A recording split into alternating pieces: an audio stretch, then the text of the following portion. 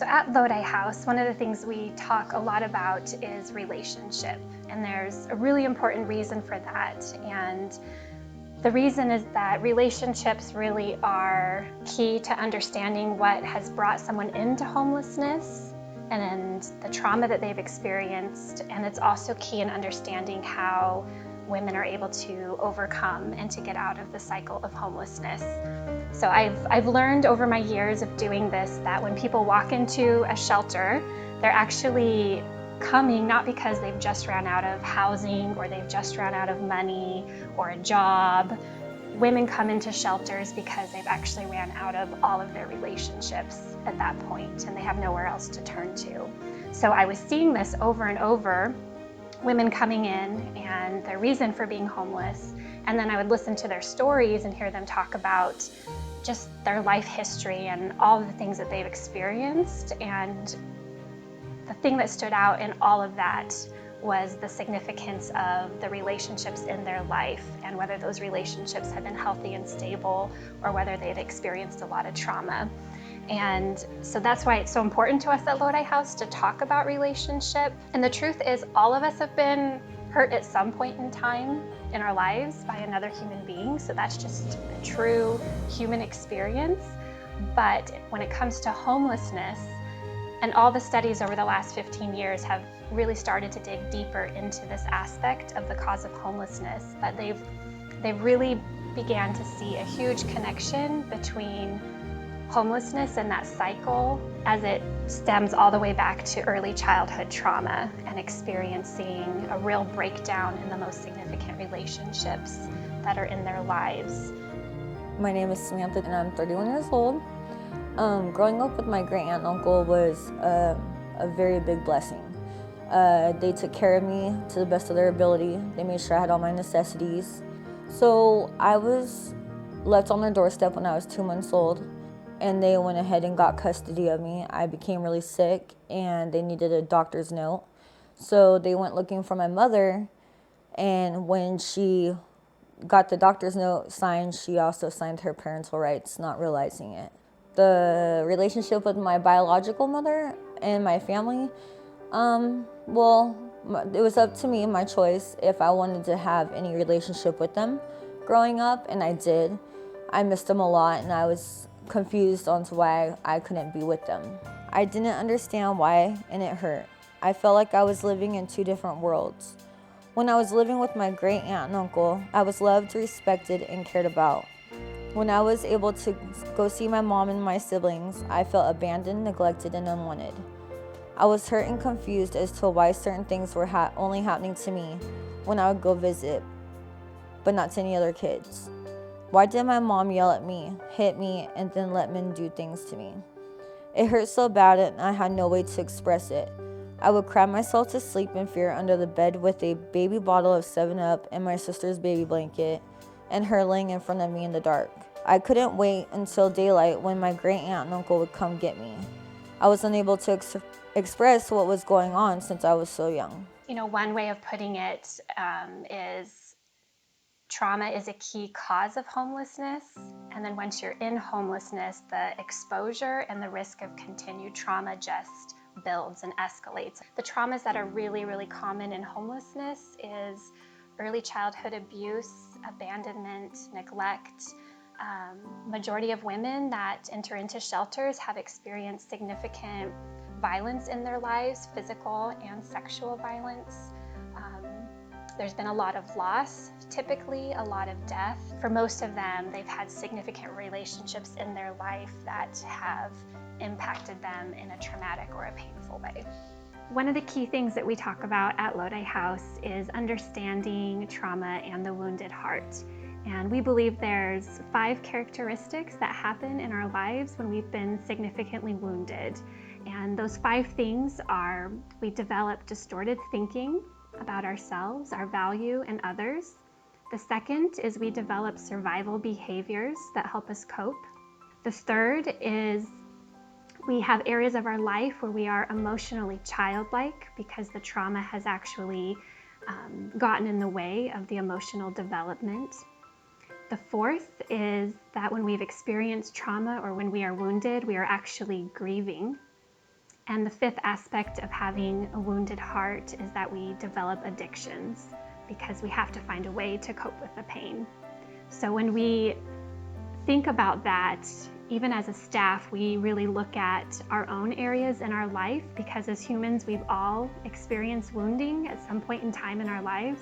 And so we look at our own lives and where we've experienced that and where we've grown and what we've learned through that. And that's what we're able to share then with women that are coming in the doors for help, and we're able to see them through that perspective, that they're not just their circumstances or whatever chaos is going on in their lives, that they are a wounded woman or a wounded child who needs a safe place to grow and to connect. So when my grandmother died, I didn't really have a relationship with my grandmother. I would only go to her house to see my siblings. When she passed away, my sister became mom, and she took care of my brother. And so when I would go and try to find them, there was days where I'd just cry out of nowhere, and my great aunt and uncle would bring me to Stockton to look for them. And sometimes I didn't get to see them, and it was very heartbreaking. It really messed with my emotions, and I started hurting so bad I became angry with my family. So I had a better relationship with my brother than my sister. I'd hang out with him and his friends, and they were already experimenting in drugs and alcohol. And so when I was 10, I would go and I would smoke marijuana with them, just to be away from the house where my mom was with her men. So that way I would just go and be with my brother because I felt protected. So alcohol at first was family traditions, holidays. You know, it was a normal thing for our family to drink and let kids experiment with it. You know, you could have a drink here or sip here. And then it got to the point where I would be so hurt and I didn't want to feel what I was feeling. I started hanging out with people and we were drinking together. Some of the lies that can come out of experiencing trauma, especially when the trauma comes from our closest relationships and those people in our lives that we look to actually protect us and to love us well, those lies typically are things that we start to believe about ourselves. When we go through trauma, we have to try to make sense of it. And when we're children and we experience trauma, we don't have the framework to understand what's really happening. And so we do our best to interpret what's going on. And that often looks like making drawing false conclusions to who we are and what's going on around. So common lies from trauma sound like, it would have been better if I'd never been born. I'm just in the way. Or it sounds like I'm the mistake and I'm just always gonna fail. Or I'm stupid, or no one's ever really gonna love me. If people really knew me, then they wouldn't really like me or love me. And so those lies really take shape in a person's heart and their mind, and those lies cause a lot of pain, and the only way to deal with that pain is to develop coping and survival behaviors. So I learned that I had trauma first before I knew I had become an addict. Like I said, growing up, it was very scary. There's a lot of anxiety and depression that went through with that, and I didn't like the feelings that I felt. So because I feel those things, I learned that my drug of choice could help numb those, even though the problem would still be there. I didn't realize it. I just wanted it to go away, and it was a temporary fix. And then it got to the point where when my life became unmanageable because of it, it was just I couldn't stop no more. Due to the amount of trauma I experienced, I always lived in survival mode. The most dangerous places in Stockton, it became my safe haven. Living in trenches, living in tents, living in parks, I felt more comfortable in those places than a shelter or my sister's place. And then I used drugs and alcohol on top of that to numb the pain. When I was in domestic violence, I've been physically and emotionally sexually abused my whole life, but when I became into a domestic violence relationship, I was falling in love with my abuser. I was putting my abuser in front of myself and my children. I didn't care. It was either the drugs or him. and nothing else. My kids had gotten taken away, and that wasn't even enough for me to stop with him or even with my addiction. It was just I was very powerless over everything. I started to believe that I was fat, weak, and I was going to grow up to be just like my mom. I wasn't going to be a good mother. I didn't understand why it was so hard to love me. Because of that, I would push people away from me. So another really significant aspect of understanding a wounded heart is to look at the topic of grief. And this one tends to be a little bit more hidden than some of the other experiences that a woman has. And that's because we don't talk a lot about grief. But grief is always connected to loss in our lives. And when someone has experienced homelessness or they've experienced trauma, what actually ends up happening is they have one loss after another that is just piled on top of each other and never dealt with. I was in a domestic violence situation that I couldn't get out of, and my kids were taken away from me. I was on my deathbed, malnourished and losing my bodily fluids, lethargic, walking up and down the streets of Stockton, not realizing where I was going or what I was doing. I was giving up on myself and giving up hope, losing faith in everything. I was too ashamed to reach out for help and just wanted things to end quickly. Another aspect of relationship and walking alongside women is when they do start to grieve, they don't have to hold on to their old coping behaviors so hard, because there's actually healing that's happening for them, and they're actually being able to make peace about things in their past that have happened, and they begin to get hope about the future. And so that's a really significant aspect of moving out of those destructive survival behaviors. A woman has to be willing to deal with grief. And women will not deal with grief unless they feel safe and connected to other people. And so that's a key aspect of walking alongside women and sharing their story with them, sharing their life. And when women are willing to grieve, they actually invite their children to be honest and authentic as well, which is really important because kids are naturally, they want to caretake and make sure the family's okay. So when women come into shelters, oftentimes their children are in the parental role where they're trying to take care of mom, they're trying to make sure things are okay. And when mom is willing to grieve and to get honest, it actually invites the children into being able to be kids again and to know that it's all right to be sad and to not have to be responsible and to let mom take that parental role again. So I just hit my 1 year mark for being clean and sober. I'm very plugged in and engaging into my recovery. I take my life and my recovery very serious. I'm able to see things clearer now and why I became the way I was. I'm now able to be that mother my children need me to be and that I deserve to be. I've always wanted to be there for them, but I just was in a very bad funk with my addiction, and now I get to be a mother that my mom wasn't to me. My kids, oh my gosh, they're characters.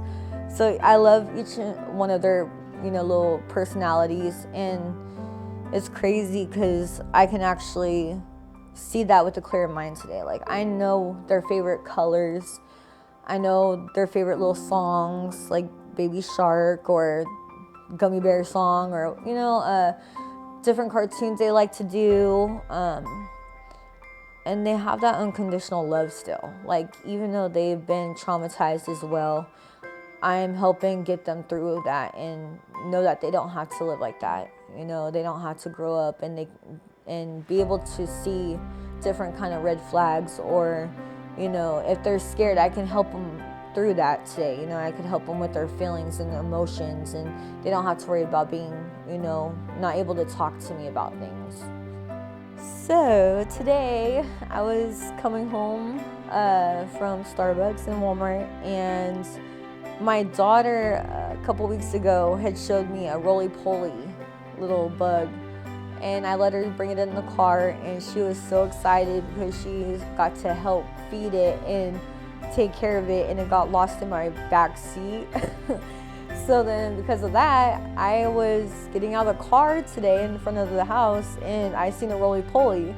And the kid came out of me. Like, I was so excited. I was like, oh my gosh. And I told my friend, I was like, we got to take care of it. Look up online how to take care of a roly-poly. And we did. And so now I have a roly-poly named Ollie in my room, waiting for my children tomorrow.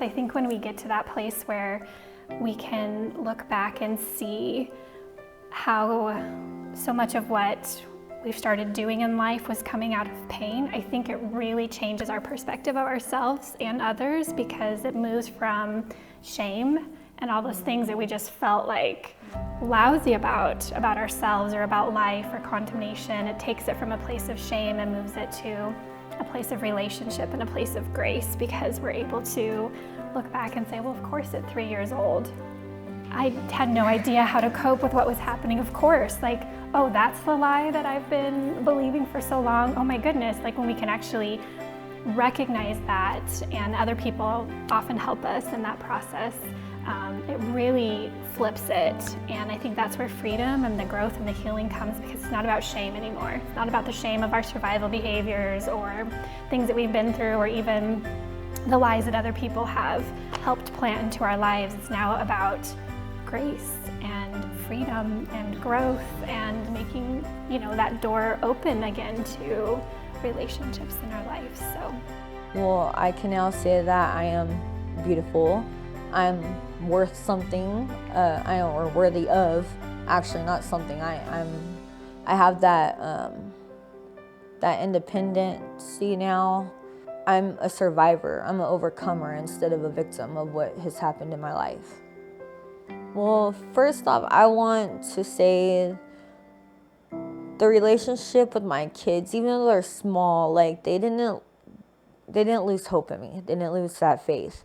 And I'm truly grateful for the foster mom that they got, because she has been behind my back 100%. Even in my addiction, like she prayed for me. Her and the kids would kneel at the bed and pray for me just to get better and to, get healthy. And she always wanted me to have them back. So I'd have to say, Rama, coming to the Lodi House, I have all of the staff there. I have new little sisters in recovery, and everyone is just so, it's something that I never experienced or wanted to have in my life. Like, this is part of my growth, and I knew that I had to change something. And if it was trusting others, like Lodi House is the best place that has helped me do that. And so that place, and my great aunt, she's been behind me 100%. My great uncle would have, but he passed away a couple months ago. But they've just always been there for me to help support me. And so with that, I spent a couple times in program, and each time there was a seed planted, but it just wasn't enough until I got plugged in and asked for help. Don't ever be afraid to not ask for help, because that's what you need. So we've talked a lot about some really heavy things, and I know it can start to feel hopeless when we think about all the experiences that women have gone through and how do they get to the other side. And the truth is that we only heal in context of relationship with other people. So yes, it is relationships that have often hurt us or caused some of our deepest wounds, but it's also relationships that help bring healing. And there was a study done several years ago now that looked at those key traumas and adverse childhood experiences and how they impacted a person's life. But they also did a study that looked at what is it that helps people to overcome? What is it that creates resiliency and gives people strength? And what they found was, yes, trauma did create a connection towards homelessness and addictions and the breakdown of a person's health, but they also found that healthy relationships and support was the biggest influence in people having resiliency and being able to overcome those experiences and to be able to thrive and to have hope and purpose in life again. And so I think that's the beauty of what Lodi House is able to provide. We are able to be that place of safety for a woman, that place where she's experiencing people in her life that are for her, that want good for her and her children, that want to encourage and to really model that healthy relationship with her. And as she begins to experience that, there's so much hope.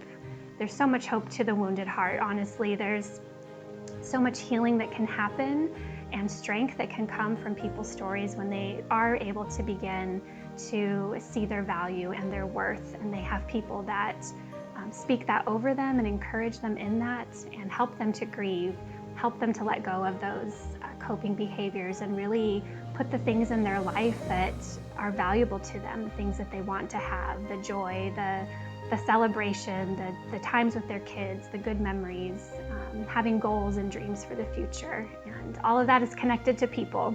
It doesn't happen in isolation. And so thank you guys for your part in helping support Lodi House.